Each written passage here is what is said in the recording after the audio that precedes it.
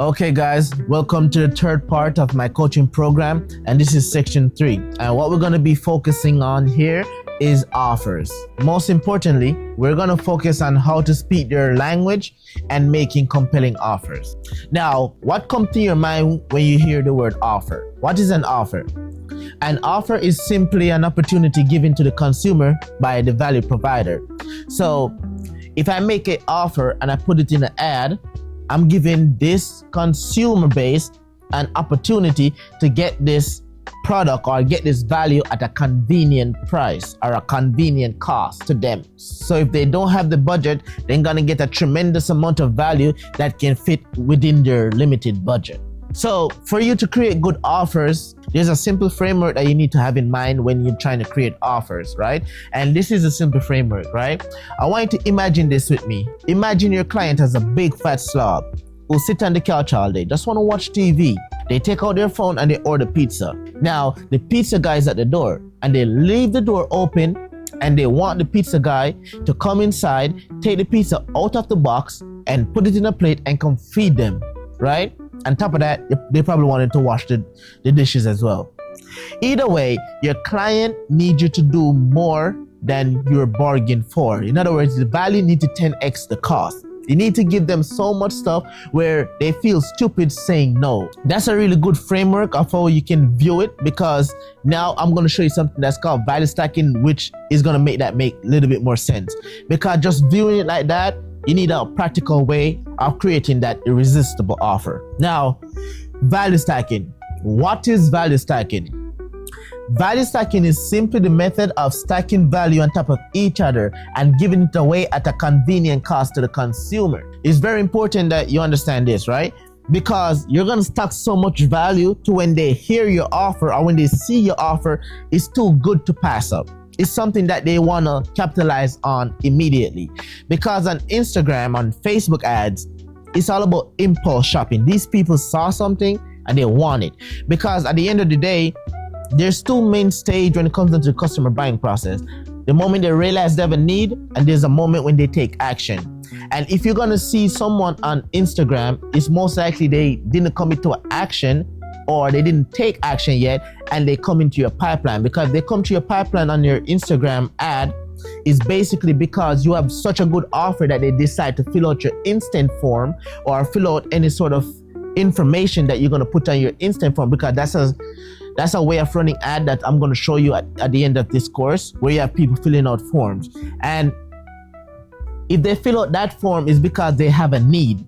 So they didn't take action. So for marketing purposes, for most of you guys who have this course, you met me through an Instagram ad and you fill out my form. And the only reason why I got to pull you guys through the pipeline is because you guys have a need for marketing. You know that you needed marketing. So I give you a good enough offer that you'll feel ridiculous passing up, and then I pull you into my pipeline that way. So for example, let's say you have a pressure washing business and you're charging driveway wash for $100, right? How could you make this better by using the value stacking technique? First, you can say, okay, cool. If I'm gonna wash their driveway, maybe I can, wash their trash bins as well. Maybe 3 trash bins, maybe 4 trash bins. Or maybe I can wash the sidewalk. Maybe I can wash the outer rim of their home, right? Or what if I can do roof wash? What if I can do the edges of the roof while doing the driveway wash and still make it come down to the same $100? Either way, you need to do more of these right here and give at the same price or at a convenient price to the consumer. So now they're like, okay, cool. Everyone in the community of pressure washing is giving a driveway for $100, but this guy is giving so much more for the same price. Like, I'd rather go with this guy. It's just so stupid for me to say no, right? That's how you want him to feel, right? So let's talk about speaking their language a little bit, right? Speaking their language is a very simple thing to understand, right? Because speaking their language is all about branding. At this point, it's all about branding and how we're wording these things, right? I use this analogy a lot in this course, right? And like I said, if my audience was a dentist, I'm not going to use the word client. I'm going to use the word patients, because that's a word that they use in their niche. That's the word that they're used to, right? So in other words, whosoever your audience is, whosoever your buyer persona is, we need to speak the language that's best fit their everyday life, right? If you're trying to get the urban community, you have to speak more like them. Play music in the background of your content that suit their need, that they understand. So when they see your content, they're gonna be like, yo, he's for me, she's for me, and this company is for me. So when you're making content, this is how you make content idea, because a lot of people do not have like content problems, because a lot of business owners, they'll be like, you know what, it's hard for me to make content. It's just hard for me to make content, right? They don't know what to make content about. But the thing is, if you know your audience pain points, you'll know what to make content about, because that's all the audience care about. You making content is not for you, it's for your audience. So remember that, right? So when you're making content, all your content should be around their pain point. Make sure that you're validating their pain point. Listen, make stuff that's giving them value in relationship to their pain point. What does that look like? So this is the equation that you can follow. Pain point x value. What does that mean? Every time you're making a piece of content, think of this. What's one thing my consumer's struggling with, and how can I help them? By giving them value to overcome that problem. And every content that you're making, you need to generate it through that filter, right? What's the problem that they're having, and how can I create value to solve that? That's the framework you want to create your content through. Because if you can solve their pain points and give them value at the same time, and they know that, yo, you are for them, they like you, they feel like they're at home, they're not pressured to watch your content, especially when you're running ads.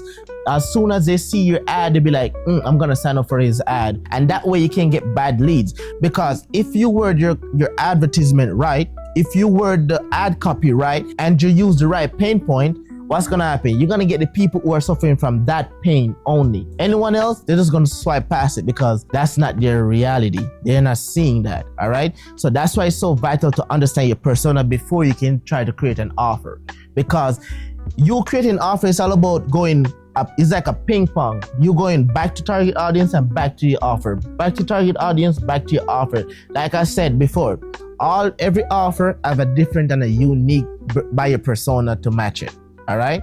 So with that said, I hope you learned something from this one as well. And like I always said, if I lost you anywhere, you can always pause the video, go back, rewatch it, and see where I lose you, or you can even contact me. There's a message down below at the bottom of the course where you can even send a message and ask me any question, and I'll reach out to you as soon as possible. All right.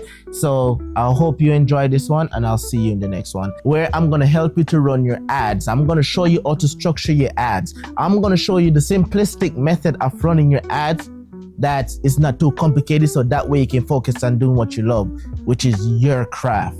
All right. So I'll see you in the next one.